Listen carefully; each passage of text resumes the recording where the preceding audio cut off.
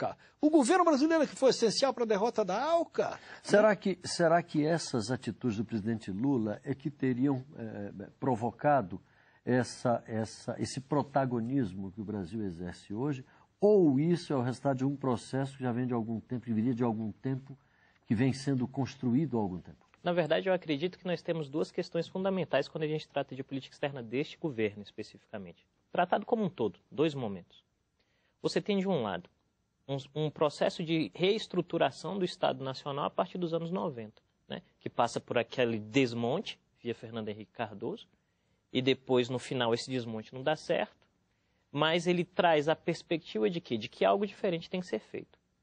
E essa diferença na perspectiva interna resulta na política externa, fazendo com que novos atores assumam um papel de protagonismo. E aí você vai ter uma corrente do Itamaraty que é muito forte, que quer esse protagonismo internacional, e isso visto em perspectiva, como a Eduarda muito bem tratou na sua participação. Essa vontade do Brasil participar é o quê? Olha, é um país que você olha, é um país que tem importância, mas que não tem, recusa-se a usar a bomba atômica. Então, o que nós podemos vender? Essa é a grande questão. O que nós podemos vender para o mundo? Nós podemos vender para o mundo o quê? A ideia de que os organismos internacionais têm mais valor na solução dos problemas. Então, isso é feito como? É dizer, olha, mas como um organismo ajuda na solução do problema? Se eu abro mão da minha soberania em alguma parte. O grande dilema aí é que quem está no topo da cadeia não vai abrir mão de soberania coisa nenhuma. E aí a gente pode ter um pouquinho de...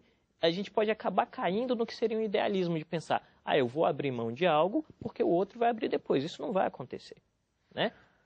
Eu gostaria só de, aproveitando, já que nós estamos fazendo esse programa no momento em que o presidente Lula está no México, participando da cúpula, e a grande polêmica lá é com relação a essa questão da instalação de uma exploração de petróleo nas Malvinas por uma empresa britânica. O presidente Lula fez uma declaração que eu tenho aqui que diz o seguinte, ele inclusive fez críticas à ONU, ele disse, qual é a explicação política das Nações Unidas para que não tenham tomado uma decisão?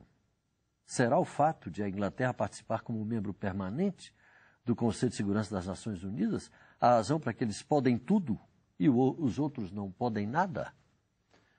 É isso, deputado? É isso que eu digo da clareza e da não natureza errática da política do governo Lula.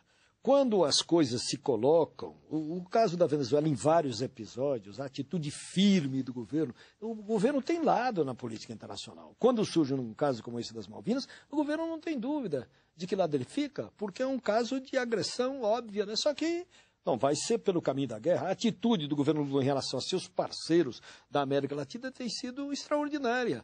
Porque com relação a Equador, com relação ao Paraguai, com relação à Venezuela, tudo tem sido uma atitude de, enquanto que a direita brasileira diz assim, não, mas vamos atacar a Bolívia, vamos sancionar o Paraguai.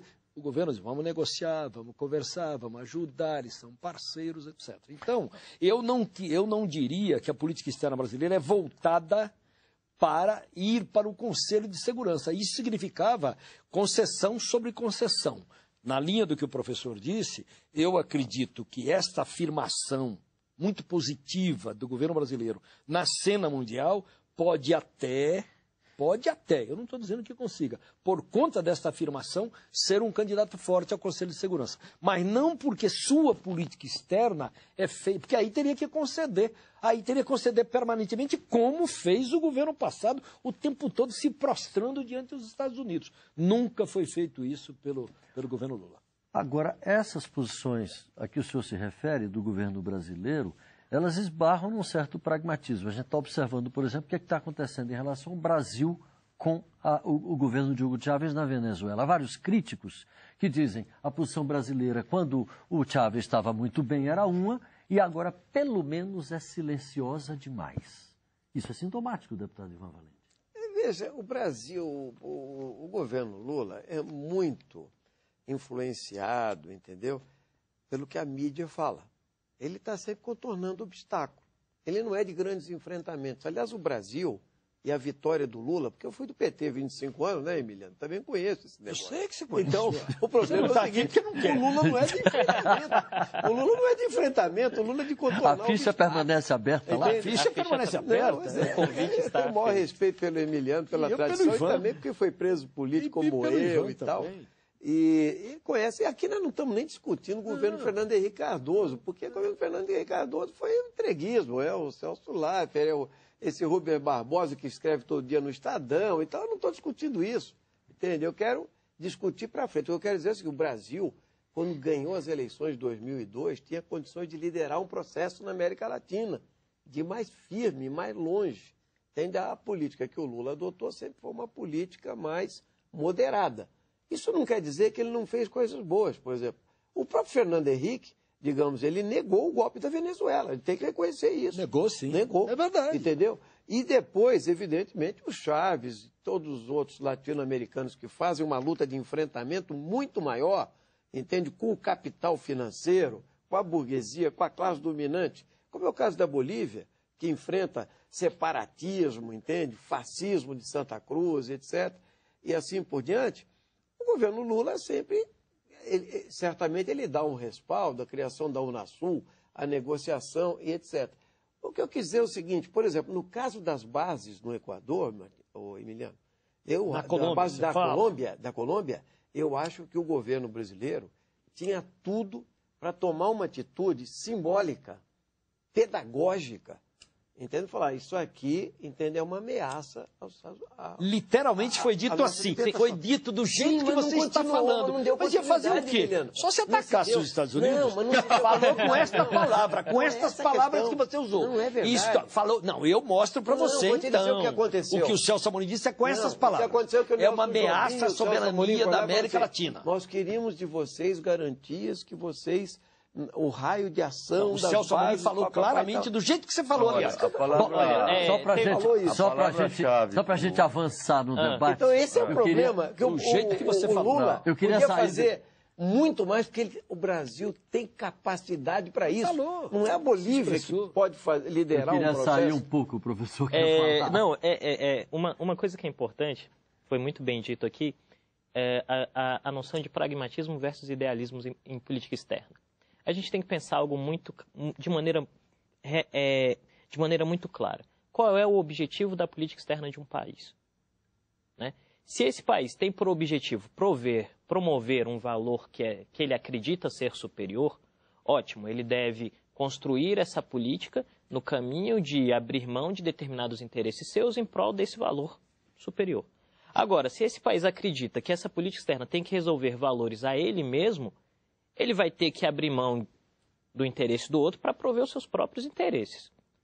E nesse aspecto especificamente, eu acredito que a política externa brasileira tem a dificuldade de delimitar quais são os espaços desse idealismo e quais são os momentos em que você deve ser pragmático. Você é pragmático quando você lida com a potência, mas você é idealista quando você lida com o menor, por assim dizer. Mas não parece haver um paradoxo aí, quando o presidente Lula critica duramente a forma como a ONU vem se comportando e, ao mesmo tempo, luta para entrar no Conselho de Segurança da ONU? Mas aí essa é a questão, eu quero entrar para reformar. Claro, tá certo. Não é paradoxal, é na verdade dizer, olha, não funciona e não funciona porque... Não funciona porque eu não estou lá. Não, mas aí... Não funciona porque eu não estou lá. Vamos falar um de cada vez, senão ninguém entende. Não quero dizer que funciona. Tem uma ambiguidade que é típica do governo Lula. É uma ambiguidade que é típica do discurso do Lula, que eu também sou fundador do PT, eu conheço muito bem o Lula. Então é o seguinte. 4 anos quando então é o seguinte, olha. Então aqui é o seguinte. Semana passada, a revista da qual eu participo. Eu não sou fundador. Sim. A revista da qual eu participo, que é Caros Amigos. Criança. Nós entrevistamos o ministro da Ciência e Tecnologia. E a pergunta que eu coloquei para ele é o seguinte: ministro, como é que o senhor explica que o Brasil proibia o cultivo de transgênicos? Uma empresa transnacional entra no Brasil, promove o contrabando de transgênicos. 1/3 dos agricultores brasileiros começa a plantar soja transgênica sob estímulo dessa empresa transnacional. Essa empresa transnacional faz pressão e consegue com que o Congresso brasileiro aprove a lei dos transgênicos, E não acontece nada com essa empresa. O Estado brasileiro não enfrenta essa empresa transnacional. Isso aqui não é um país de quinta categoria, não é uma república de banana que faz isso? Resposta do ministro. Mas, Rebeca, você sabe muito bem que nós somos submetidos a lobbies e a força